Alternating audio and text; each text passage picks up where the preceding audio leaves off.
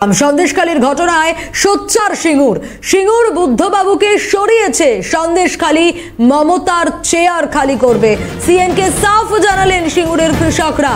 সিঙ্গুর শ্মশান হয়ে গেছে, ফায়দা হয়েছে তৃণমূলের। কৃষকদের কোনো লাভ হয়নি সিঙ্গুরে। নারীদের অপমান করলে পতন নিশ্চিত।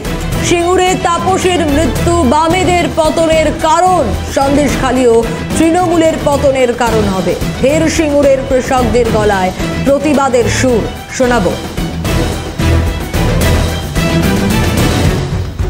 তো যে হবার হয়ে গেছে, আর কি হচ্ছে, শ্মশান হয়ে গেছে সিঙ্গুর। এখন তো সেটা মরুভূমি হয়ে গেছে। যে দিদি হয়তো পরিবর্তন লোক চেয়েছিল, যে দিদি কিছু হয়তো করবে, উল্টো হয়ে যাচ্ছে। তৃণমূল ফায়দা তুলেছে, তো বোঝা যাচ্ছে। আমাদের আর কি হলো, চাষিদের কিছু হয়েছে কি? কিছুই হয়নি।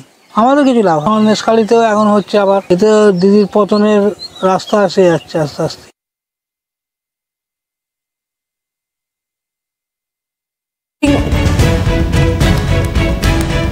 সিঙ্গুরকে হাতিয়ার করে ক্ষমতায় এসেছিল, আজ সেই কৃষকরাই বঞ্চিত। সিঙ্গুর বুদ্ধবাবুকেও সরিয়েছিল সন্দেশখালী, সেই চেয়ার খালি করে দেবে মমতার। বুঝতে পারছে না মমতা, জনসমর্থন হারাচ্ছে সে।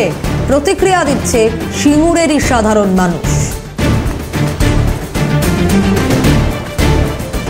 সিঙ্গুর এবং নন্দীগ্রামের গণ আন্দোলনকে হাতিয়ার করে মমতা ব্যানার্জি 11 সালে ক্ষমতায় এসেছিল।